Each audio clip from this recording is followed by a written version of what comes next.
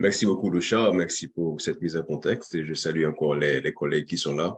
Je salue en passant aussi également certains de nos participants, particulièrement le professeur Harry Régis, et avec qui nous avons tous ici des expériences très enrichissantes d'apprentissage et de travail. Alors, oui, nous parlons d'accès à l'information, ben, c'est quoi précisément? Et, ben, on pourrait juste dire que ça fait partie des droits universels. Il ne faut pas oublier que nous avons de nos jours, quand on parle de la démocratie devient, je dirais même, une valeur universelle. Donc, c'est promu à travers le monde. Et aussi, c'est l'un des enjeux prioritaires pour les Nations Unies, l'UNESCO, donc la promotion de la démocratie. Et l'accès à l'information fait partie de, de ce champ-là. Et justement, je peux reprendre cette définition même de l'UNESCO qui définit l'accès à l'information comme le droit dont dispose chaque personne, le droit de rechercher, de recevoir et de communiquer des informations. Le droit de rechercher, de recevoir et recevoir par n'importe quelle information, des informations crédibles et fiables, et de communiquer ces informations. Bon, communiquer ces informations, ça va faire partie aussi de ce qu'on peut appeler la liberté d'expression. Donc, on a le droit de s'exprimer, de partager ses opinions, de partager les informations. Donc, ce droit fait partie intégrante, je veux dire, du droit à la liberté d'expression. Donc, et c'est très important parce que vous savez, nous sommes dans un contexte marqué encore par l'influence de la Déclaration des droits de l'homme et du citoyen. Et dès le texte, dès l'introduction de cette déclaration, on se souvient qu'il a stipulé clairement que nul ne doit être inquiété pour ses opinions, même religieuses, pourvu que leurs manifestations ne trouvent pas l'ordre public établi par la loi. Bon, là, on va revenir sur l'aspect qui concerne la loi. Et cette idée sera reprise également dans la Déclaration universelle des droits de l'homme de l'ONU en 1948, où il fait écho à cette disposition. Je me souviens de l'article 19 de cette déclaration, la Déclaration universelle des droits de l'homme, adoptée par l'ONU, qui a dit que tout individu a droit à la liberté d'opinion et d'expression, ce qui implique le droit de ne pas être inquiété pour ses opinions, celui de rechercher, de recevoir et de répandre sans considération de frontières les informations et les idées par quelque moyen d'expression que ce soit. Donc, vous voyez, il y a une reprise de ce qui a été dit en 1789 en Europe, et donc c'est repris ici. Donc, mais la question, si on a le droit de rechercher, de recevoir et de communiquer les informations, mais comment on peut y arriver sans d'abord avoir accès à une information, à l'information qu'il faut? Et c'est très important de poser cette question aujourd'hui parce que nous sommes dans un contexte où les informations, ce qu'on pourrait considérer comme information, entre guillemets, on dirait que ça se trouve partout. On a une illusion d'être au courant de tout. Parce que de nos jours, n'importe qui peut informer, n'importe qui à travers les réseaux sociaux, les médias numériques, etc. Mais ce qui arrive, c'est que nous sommes dans un contexte où tout peut être dit et on n'a aucune capacité de juger de la pertinence, de la véracité, donc de ce qui est dit. Or, il nous faut justement, il y a dans ce contexte de société de communication généralisée, il y a ce moment précis où nous avons besoin de ce qu'on appelle de l'information. Quand on dit information, on parle de quelque chose auquel on peut faire confiance, quelque chose qui est vérifié, fiable. Donc, nous sommes dans un contexte où les risques de manipulation de l'opinion, les risques d'erreur se multiplient. Il y a une, il y a une carence d'informations de qualité. Or, justement, quand on n'a pas accès à l'information de qualité, donc on ne peut pas avoir cette capacité, on est privé de ce droit d'avoir une vision éclairée de la réalité, d'avoir une bonne compréhension de ce qui se passe. Donc, là, nous parlons de liberté d'expression comme droit fondamental de le monde et cette liberté est reconnue, garantie et protégée dans le cadre légal de l'ensemble des sociétés dites démocratiques, y compris les conventions internationales que nous avons signées en Haïti.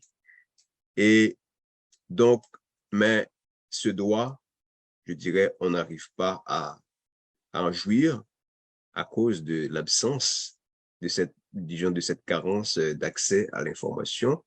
Et dans ma prochaine intervention, je vais laisser la parole à nos autres intervenants pour revenir sur des cas plus concrets qui témoignent justement de cette carence au niveau de l'accès à l'information. Et donc, je vais m'arrêter là pour l'instant et le chat avant de revenir sur d'autres aspects.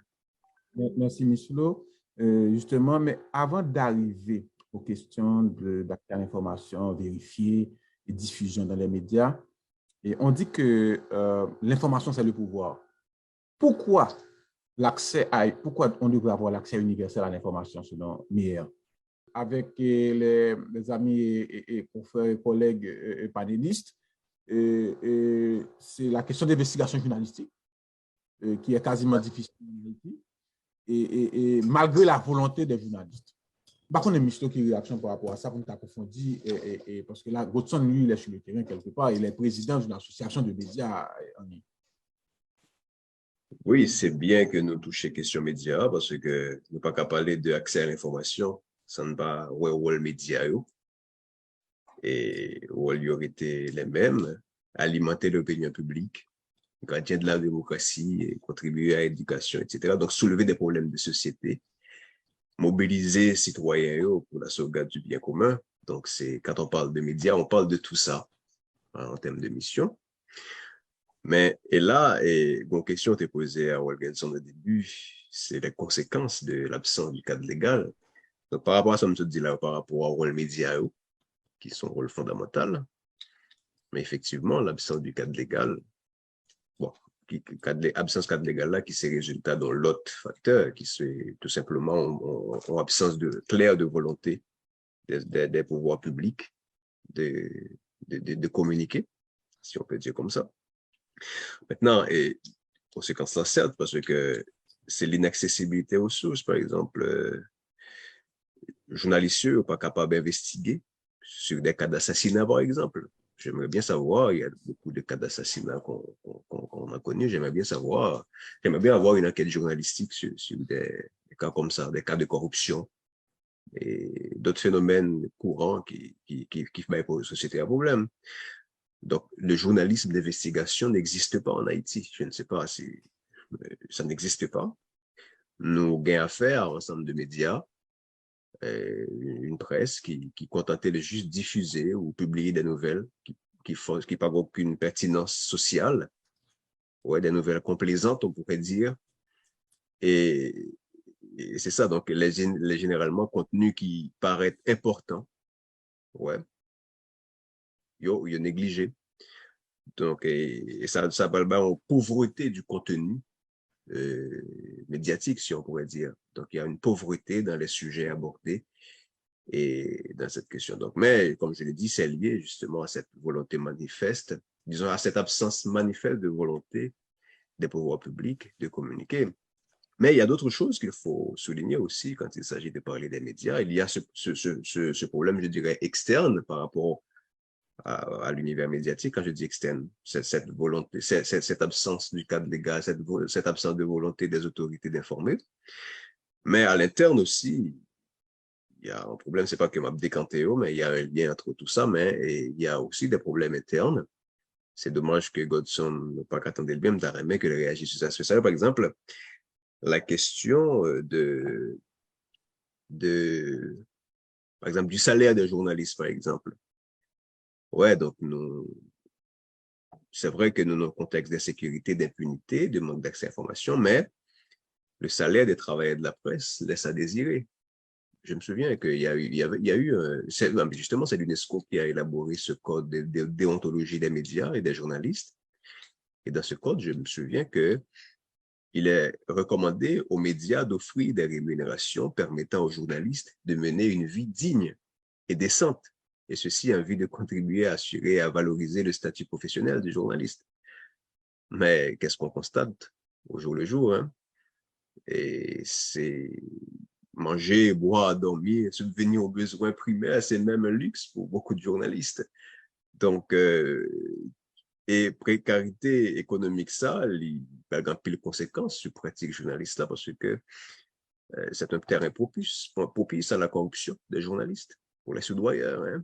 La pratique, par exemple, il y a un risque de priver le travail de la presse de toute notion de transparence, d'honnêteté et d'objectivité. La même temps, des analyses d'un journaliste, d'un leader d'opinion quelconque, je ne peux pas savoir est-ce que vraiment c'est quelque chose, c'est une opinion qu'il partage en toute objectivité ou juste c'est juste pour faire plaisir, pour chercher à avoir la faveur de tel ou tel acteur. Je ne vais pas citer, mais il y a ça. Donc, il y a la pratique des enveloppes qui s'installe de plus en plus.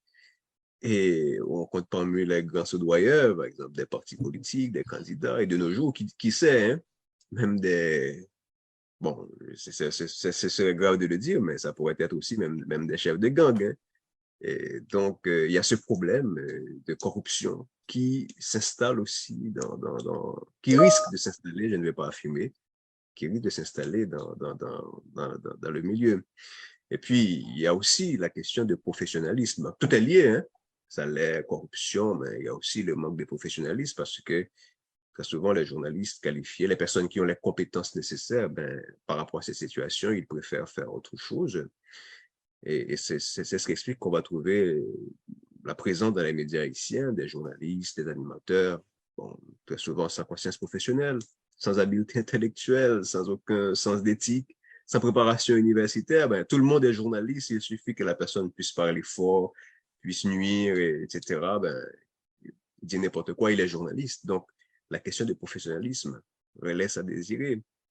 Et je me souviens avoir lu ce texte de Mario Serran, et ça date de quelques années, mais c'est encore pertinent dans le contexte actuel, où il a écrit que des confrères se comportent comme des enfants à la maternelle et souvent rappelés à l'ordre par des conférenciers, des confrères n'ayant ni stylo, ni calepin, distrayant d'autres qui prennent de notes, des confrères qui se dispensent d'assister aux conférences de presse, recueillent d'autres confrères en marge d'une prochaine conférence de presse, des bruits d'explication, des sons, etc. Il y a ça, mais aussi, il y a aussi dans le traitement des informations, quand vous lisez les articles, quand vous entendez des reportages, mais vous voyez tout ce qu'on pourrait comprendre en termes de profession, tout ce qui régit le fonctionnement même du journalisme, tout ce qui devrait caractériser un travail journalistique, c'est totalement absent. Donc, ce manque de professionnalisme est criant.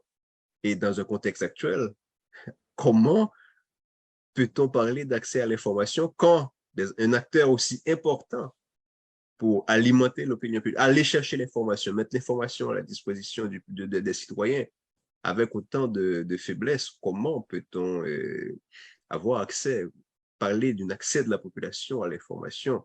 Donc, c'est des enjeux qui sont fondamentaux et c'est parmi toutes les questions dont il faut aborder aujourd'hui. Ça, c'est une question. Ça fait partie des questions prioritaires aujourd'hui et à mon avis, Clark. C'est vrai, c'est vrai. Je devrais normalement donner la parole à Meyer.